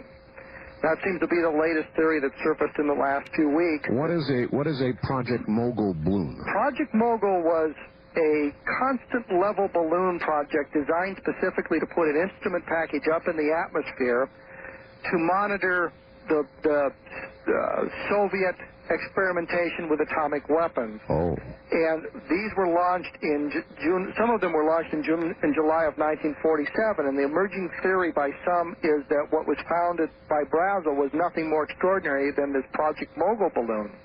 But what they've really done is reinvent the balloon explanation.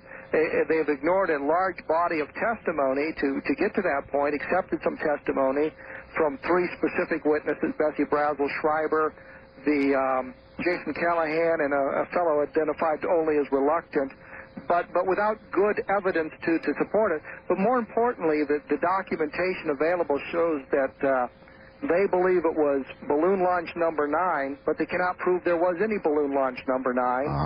And there's some documentation that came out of Project Sign in the Cambridge Research Station run by the Air Materiel Command, dated April of 1949, that also fails to mention any balloon launch number 9. So we've built a foundation for this Project Mogul balloon on the will of the wisps, if you will. There's no solid evidence that there was a balloon launch number 9 that would account for the Brazil Ranch, yet there are people who accept balloon launch number 9 as the explanation for at least the debris field that was found by Roswell. Found out by Brazil. All right. Back to the phones. On the toll-free line, you're on the air with Kevin Randle. Good evening. Hello. Hello. Where are you, sir? Out of Seattle.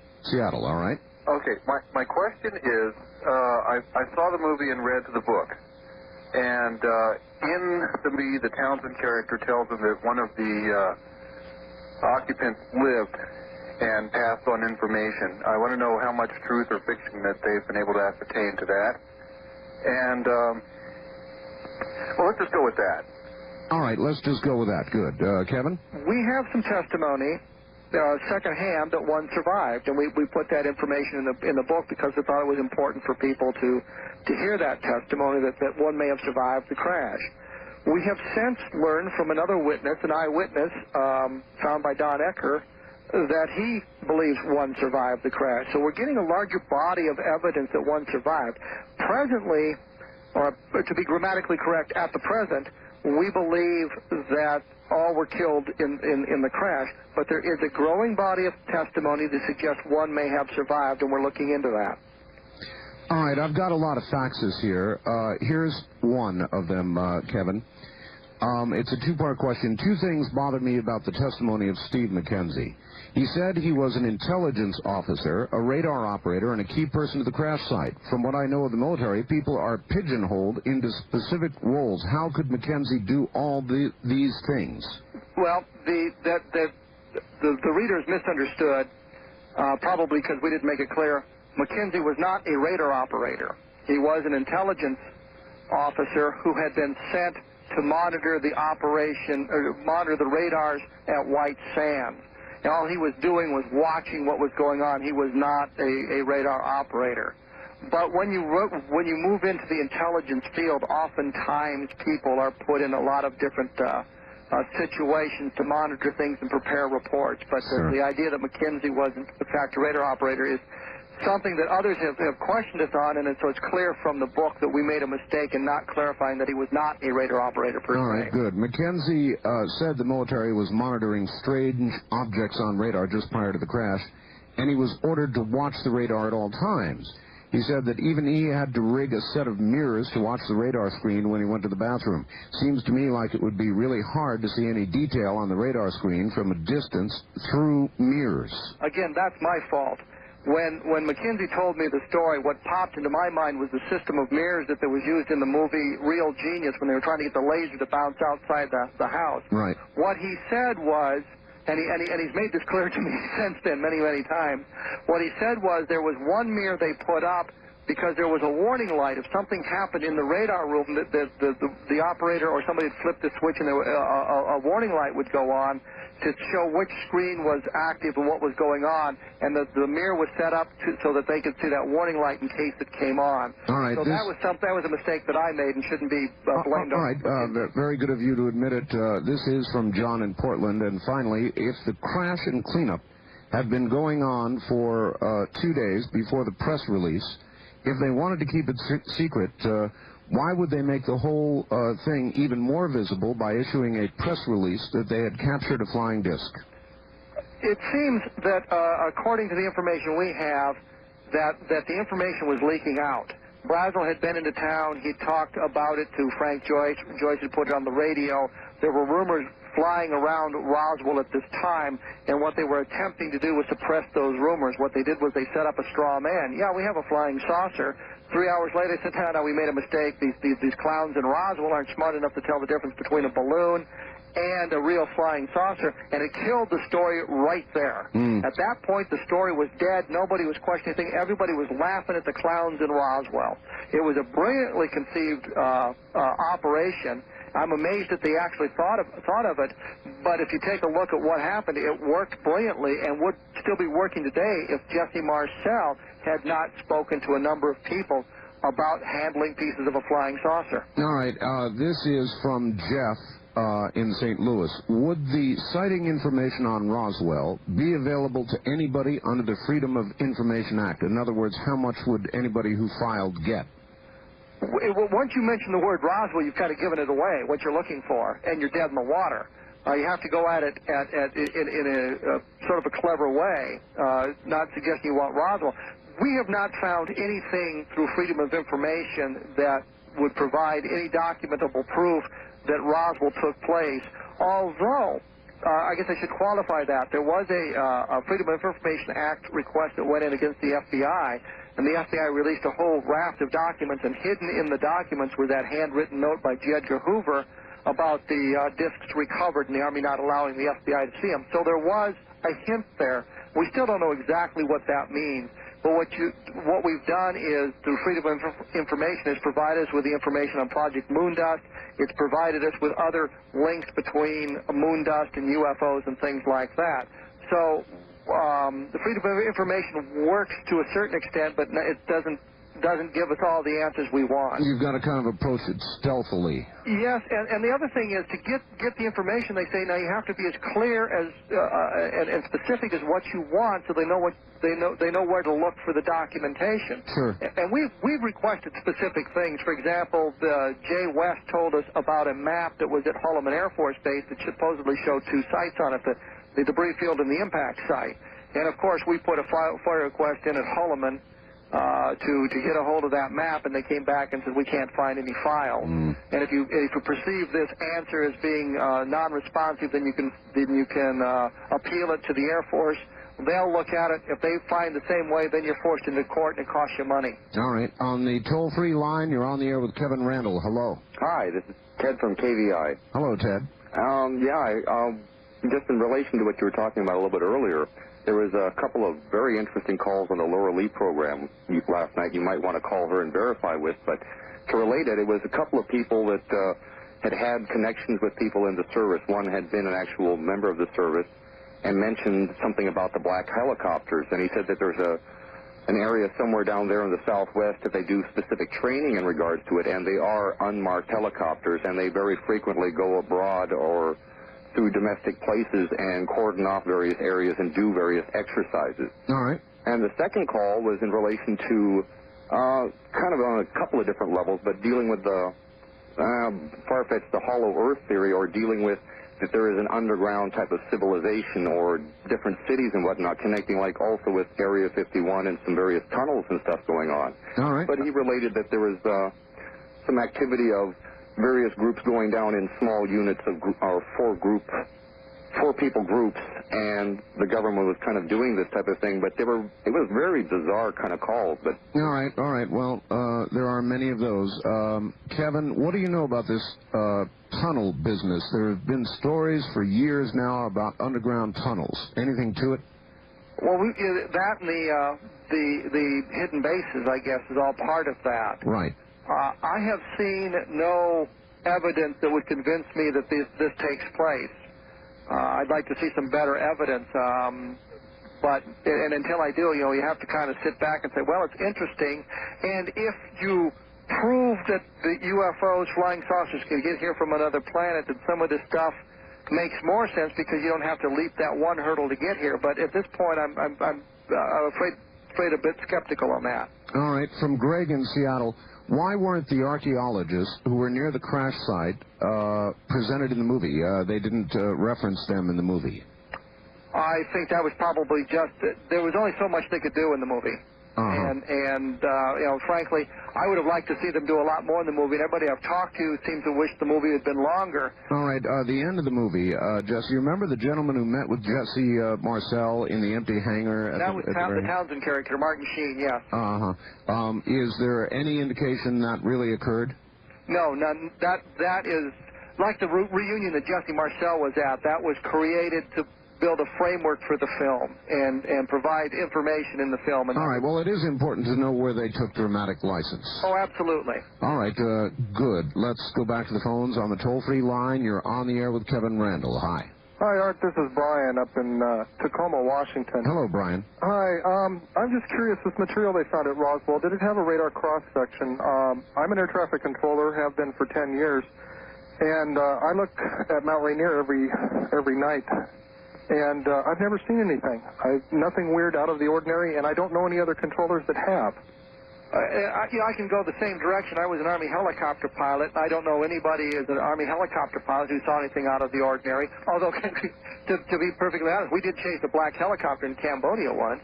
But I don't think it has any relevance to the black helicopters we were talking about. But one of the theories that had been postulated was what crashed at Roswell was really a flying wing, because the flying wing form has a very small radar cross-section. Right. And that was the big secret at Roswell, not that it was a flying wing, but that because it detracted from radar. But I think our stealth technology kind of eliminates part of that problem. And the materials at Roswell, we describe them as metal, but they may not have had the same reflective capability of real metals.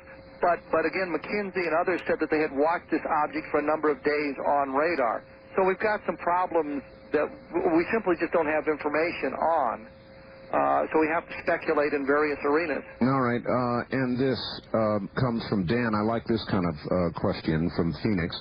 Art, it is inconceivable to me that as large as the crash site was, that every piece of wreckage was recovered. No matter how many people policed the area, I'm sure something was missed. Most likely some things were buried and likely still are. How about going out there with bulldozers, digging up the place? I realize nearly 50 years have passed, but I'm sure it would be well worth the effort if the evidence is found. Well, first of all, we've already sort of done that. Clearly, stuff was missed because Bill Brazel found little bits and pieces of debris for the next couple of years and had a cigar box full of them that the military finally came and took away from him after he'd mentioned that he had them. We performed what would be the first scientific expedition to the debris field in 1989. We sunk more than 200 holes based on an archaeological grid system searching for any kind of material.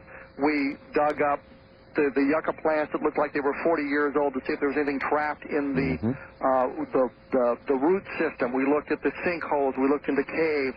We looked all over. We found nothing. Does it mean there's nothing there? No, you have to go look. We have attempted to do that, and we'd like to get back and do it again. The one thing we have to remember is this is a working ranch. We had to dodge the cattle and the sheep that were on the ranch because it's a working ranch. Yeah. And there's only certain times of the year we get access to the property to do so. What is the attitude of the present property owner? The property owner has been very cooperative, but the one problem we ran into is some kid trespassed on his property, not related to this at all, trespassed on the property, was riding his horse, fell off it, broke his arm, and then sued the property owner. Oh. And it cost the property owner $50,000. Of course. You know, this makes no sense to me at all. It's like the lady that scalded herself on the coffee in McDonald's and got $2 million. For God's sakes, lady, it's hot coffee. You should have known that. But that sort of thing happens, so that inhibits what we can do. But the property owner has been very cooperative with us as long as we don't interfere with the operations of the ranch. And we've been very careful to do that, not to interfere. And we've been very careful to leave nothing behind us when we leave, so we're not leaving garbage and trash around. Sure. All right. On the wild card line, you're on the air with Kevin Randle. Good evening. Yes, sir. This is Greg from KEX, Portland, Oregon. Yes, Greg. I was wondering if your guest is familiar with the 3 books by Charles Stryver, Majestic, Communion, Transformation, and I wonder why I never hear any of the UFOologists. That'd be Whitley Strieber.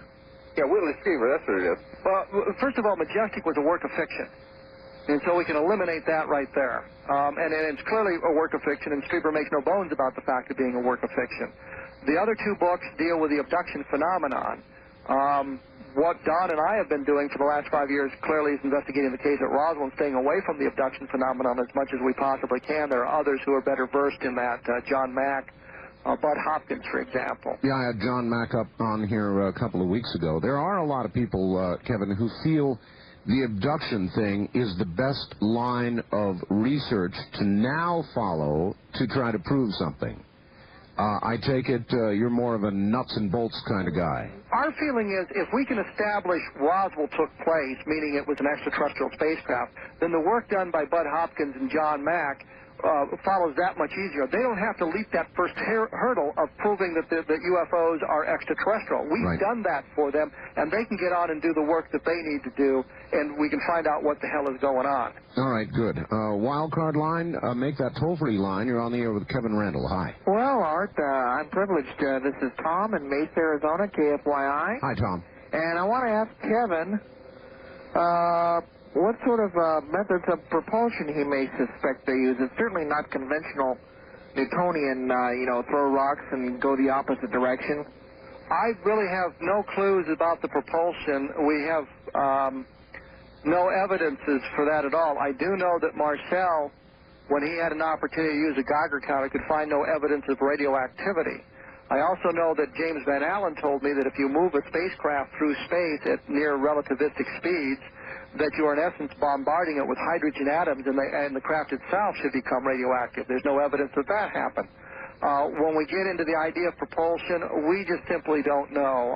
So are you suggesting then that any craft that had moved through the kind of space it would have moved through to come here would have at least produced something above, or should have produced something above background radiation levels? The craft itself should become irradiated as it moves through space at near relativistic speeds, unless there's something else going on that we don't understand, and I assume that's what's happening, because very few cases is there any kind of radioactivity associated with the craft, whether it is the propulsion system or the fact it's been bombarded by the hydrogen atoms as it moves through space. All right, this is going to have to be a quick answer. Chris in Everett, Washington, wants to know about something reported in the L.A. Times regarding a UFO fired on by the military, allegedly. Had you heard of that? There's a number of cases where the military has fired on UFOs. I don't know whether it's a recent case or something from This was one some time ago, supposedly in Los Angeles. So you don't know anything specifically about that? There was a case out of Cannon Air Force Base in New Mexico where two F-4s tried to intercept a UFO, and they came back and landed at the base and were isolated on the flight line and apparently had all kinds of little tiny holes in them. All right, hold it there, Kevin. We'll be back. This is Dreamland.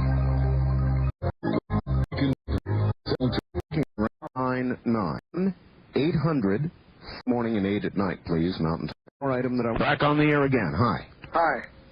All right. Here's yet another fax from St. Louis County. I have wondered for some time about the involvement of Secretary James Forrestal in the Roswell crash and investigation.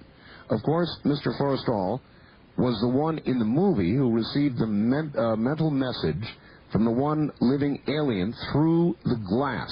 I recall that. He saw, according to the movie, that more were coming. Mr.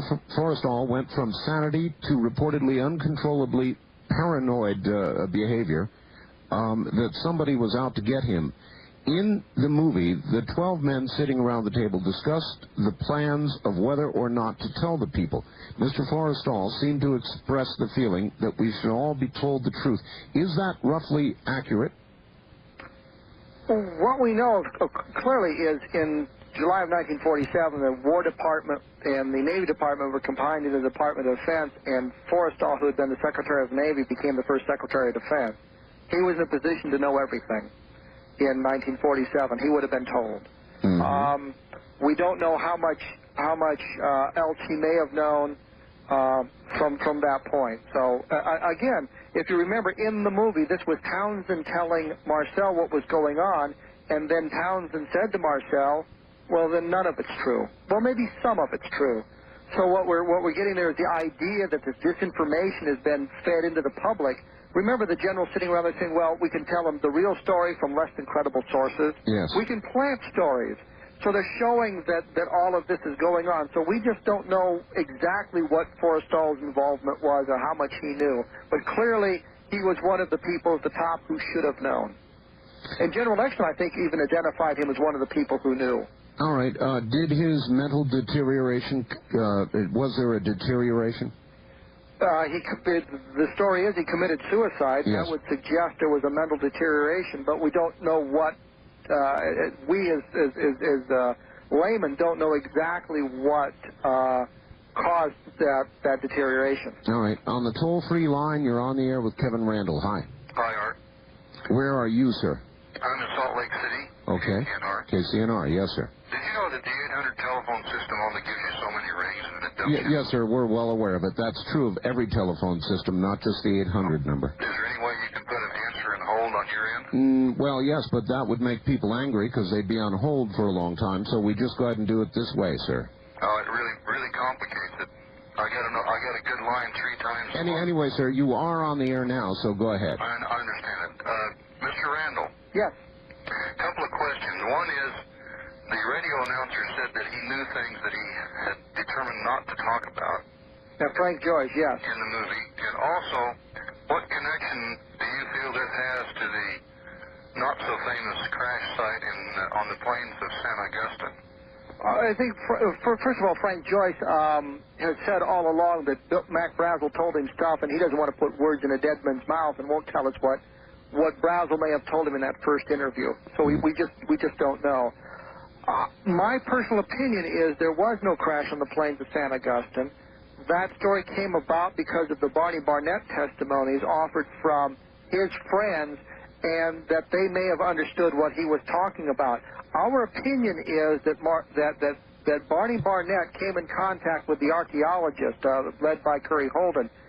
Barnett, in his capacity as a soil conservation engineer, would have been dealing with the archaeological and the anthropological communities, and at some point he ran into this story, and it has been inadvertently changed into a story he heard from people into one that he was a participant in. The evidence from the diary, for example, that his wife kept, puts him outside of the realm of it being plausible that he was directly involved. We don't believe there was an event on the plains of San Augustine. We believe that was a mistake, inadvertent mistake, not a conscious mistake, made by the original investigators. All right. On the toll-free line, you're on the air with Kevin Randle, top of the evening. Hello? Hello there, sir. Yes. Yes, you're on the air. Where are you calling from? I'm calling from Ellensburg, Washington. All right, go right ahead. I'd like to ask him, I may be standing corrected, in 1967 and 1968, or maybe 1966, 1967, in Cutbank and Sunburst, Montana, do you ever do any research on any of that? No, I have not. Okay, well then it's not worth bringing up to. I'm also a private investigator, been an investigator for about 36 or 37 years, okay? And I was just going to bring up some questions on some of the things that they had there on the UFOs that were supposedly landing there. All right, well, since we're not familiar with that particular incident, sir, I'm sorry, right now we can't follow up on it, but we may have a guest who can shortly. Hello there on the wild card line. You're on the air with Kevin Randle. Hello, Art. This is Bill calling from Seattle. Hi, Bill. Hi there. I have 2 quick questions. First question is, I have talked with this subject to a skeptic uncle of mine, and he always asks me, well, how could the entire world government cover this phenomenon up? And my second question is, are people in Roswell still being threatened today? All right, thank you. Part one is we don't know that the entire world governments are covering it up. It may be just our government who is in possession of the information. But it's a good question. Is there some kind of conspiracy among the governments to keep this hushed up?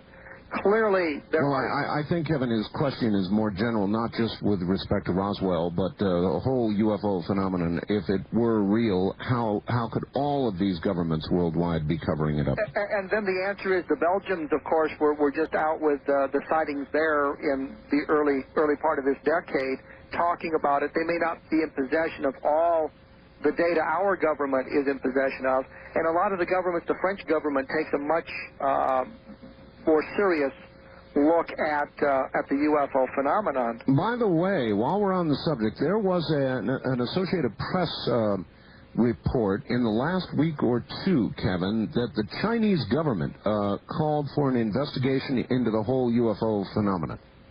Had you heard anything about that? No, I had not heard that. All right. Well, I believe that is accurate, and I'm going to try to find out more. On the toll-free line, you're on the air with Kevin Randle. Hi. Hello there. Hello? No, are you there? Yes, I am. All right. Well, speak up. Where are you? Sorry, Kevin Randle. I'm trying to, Turn your radio off, sir. It's off. Okay. I'm sorry, I was listening to the radio. Must be delayed. My question was, I understand when Jimmy Carter was president, he was trying to get some information on UFOs, and they point blank said, sorry, you're not entitled to that information. We're not going to let you have it. And also Barry Goldwater tried to get in some hangar out in Wright Patterson, Ohio. Same thing. Government said, sorry, we don't care who you are. You're not allowed in here. No, we have to take it at different levels. First of all, Barry Goldwater requested the information of Curtis LeMay, and Barry Goldwater was a major general in the Air Force Reserve, right? And LeMay, of course, was a 4-star general, and told him he wasn't entitled to the information, and LeMay could make that stick. Okay, I wasn't aware of that. Carter was not told he couldn't have the information. I believe Carter was convinced that he shouldn't talk about the information. And that was why there was nothing more that came from Carter. But as the president, you have the power to get anywhere you want in the government. That was my understanding. That's why I was wondering when you mentioned, well, the government, who exactly are we talking about here that's withholding this information if someone as high up as the president is trying to gain access? And I think the problem is, for example, the current president, Bill Clinton, probably has no desire to get this information because he's got other problems. Carter supposedly wanted to get the information, and it's my understanding that he did get it, and they convinced him it was best that he keep quiet. I don't know what they told him. That's our understanding. Now, he was questioned about that on a radio program in L.A. When he was out promoting his book after his presidency had ended, and that question came up. You were going to release all this information. You didn't do it. Why not? And his answer was supposedly because the investigation was ongoing, and he didn't want to release the information prematurely. That's my understanding of what he said, but he did get access to the information. Kevin, I always like to ask UFO investigators this, and I'm going to ask you. All right. If you had the smoking gun, or laid your hands on the smoking gun, and all of a sudden, boom, boom, boom, knock on your door, a couple of guys in suits, look, Mr. Randle, yes, you've uncovered the truth, but look, we have study after study, Mr. Randle, that shows if you release this information with all it implies to the general public, there's going to be panic, there's going to be social disruption, a lot of our institutions are going to fall, and we're asking you, Mr. Randle, as a matter of national security, to keep your mouth shut. What are you going to do? My first question is, prove it, that those events are going to happen. And my second question to them is, what happens if one lands tomorrow at the United Nations and you can no longer control the information? Isn't it better for me to provide the people with the answer that, yes, one crashed in Roswell 47 years ago, that UFOs do exist, and they sit back and they say, well, it happened 47 years ago, it hasn't affected my life, why should I panic? But if one lands there tomorrow, they no longer have that cushion. Isn't it better for me to continue on with my investigation and provide that cushion rather than leaving it in the hands of somebody else that may change everything tomorrow and may cause a disaster for our civilization? Okay, so in other words, you would question the studies that would show that disruption. Let me then try it one more way, and then I'll give up and we'll go on with calls. Okay, Mr. Randle, you have the smoking gun.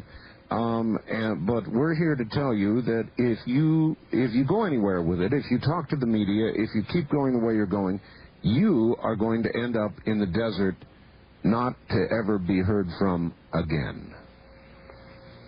I think you've now convinced me.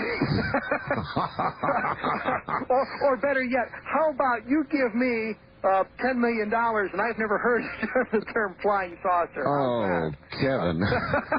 All right. If you're going to take me out and kill me, then I might as well get some money out of the deal. I understand. On the toll-free line, you're on the air with Kevin Randle. Yeah, there seems to be a contradiction brought out in the evidence here. All right, where are you, sir? Maybe I'm just dense, I don't know. That's all right. Where are you? Fairbanks. Fairbanks, Alaska. All right.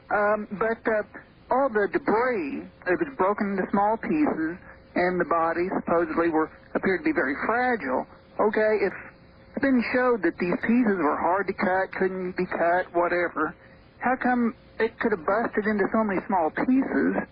And, you know, if the answer is, well, it hit with such impact and force, then why wasn't the bodies, why weren't they just so much squashed tomatoes? All right.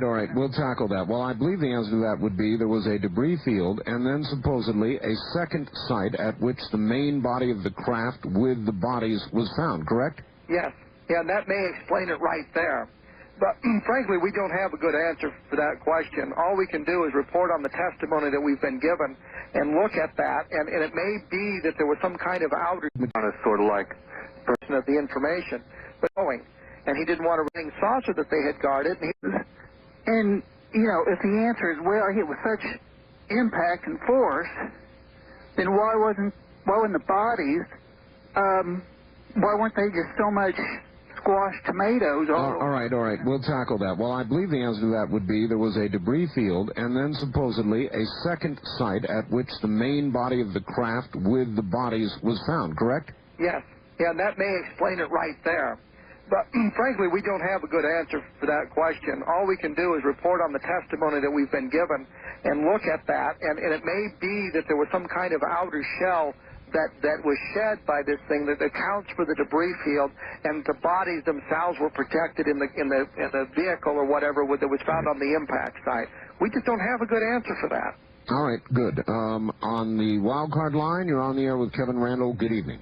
Good evening, Art. Dennis calling from Portland. Hi, Dennis. Good evening, Kevin. Good evening.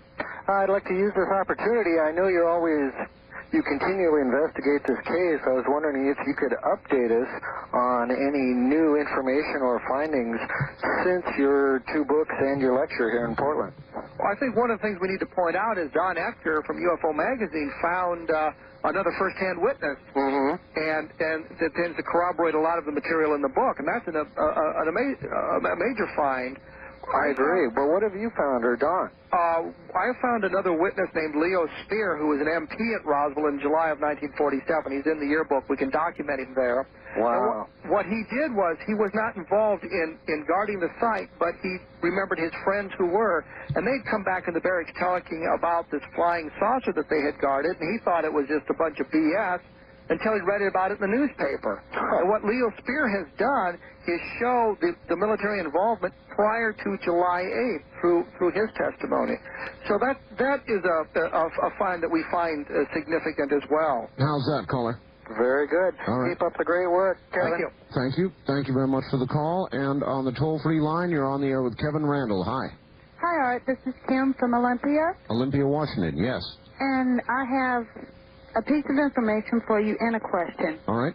The information is on Dateline NBC on Tuesday. The Clementine people were on. Yes. And they've seen ice formations in a crater on the moon. They have seen what? Ice formations. What they're calling ice? Yes, sir. A crystalline substance? Yes, sir. Mm-hmm. Yeah. That is remarkable. Yeah, it is. Yeah, I've been trying to... That is absolutely remarkable, and for all the people who huffed and puffed about Richard Hoagland, you might want to note this report. That'll be coming on this Tuesday? It was on last Tuesday. Last Tuesday, they found and I confirm that was on because I saw it as well. Yeah. It was fascinating. Well. All right, and you had a question? Yes. How long did the alien live for, the one that lived? All right, good question. Our information, and again, it's very speculative, is that the one that survived lived for a number of years after the event. A number of years? Number of years after the event, the one that survived. So again, the motion picture may have, the demise of the alien may have been a little early. May have been a little bit early, but it did die within a couple of years of the event. But as I say, that's very speculative information at this point. We do not have good, solid basis for it. All right. On the toll-free line, you're on the air with Kevin Randle. Where are you calling from, please? This is Cal from Los Angeles. Los Angeles, all right. Kevin, I wanted to ask you about holes in space. Are these interdimensional, or do they just go to other parts of the universe? You're referring to black holes? Yes, I had an encounter with a couple of individuals that informed me that they traveled through these holes. All right, thank you. Well, there has been speculation that if you could get near the event horizon of a black hole, you'd pop out in another dimension or another part of the universe. I've heard that as well. I simply don't have any good answers for that. All right, first-time caller line. You're on the air with Kevin Randle. Hey, Kevin, how you doing? Just fine, thank you. I had a couple of questions. One, I find it quite astonishing. Well, most people aren't aware of what's really going on here, and Kevin has done a lot of marvelous work here, but this is, what he is talking about is something that has been documented in multiple cultures for over 3,000 years. And I got a question that he's heard of this particular device, but this has been, I could trace it back to Hebrew, through Greek, Chaldean, many different things of exactly what he's talking about, events just like this happening many thousands of years ago. I mean, even before Christ was born, these events took. I wanted to ask him, has he heard anything on the time resonifier? It's a device, a resonifier is something that picks up and locks on an amplitude, like when you're tuning an instrument or something, you hit a certain note and it makes the key vibrate, and it resonifies at a certain frequency. There's supposedly a device that's been created called the time resonifier that, everybody who's skeptical about it says, well, that's 10 light years. Would you drive 10 years just to come over here and see what Earth is about? According to this, instead of, having warp 1 or warp 2 or warp 3. All right, listen, sir, I'm sorry. Sir, you're going to have to hold it, sir. Well, he's not going to hold it. All right. Are you familiar with that device, Kevin? No, I'm not. All right. Kevin, give the phone number on how to get your book, because we're out of time. Well, the best way to get the book is, of course, the local bookstore, but if you can't, you can call 1-800-462-6420, and they'll be able to get a copy of the book for you. All right, there's only enough time to say thank you, my friend, and we will do it again. Thank you. I appreciate the time. Take care. Kevin Randle, author of The Truth About the UFO Crash at Roswell. That's going to do it. Remember, if you want a copy of this program or any other Dreamland program or the entire series, call area code 503-664-7966. 24 hours a day. 503-664-7966. Good night, everybody.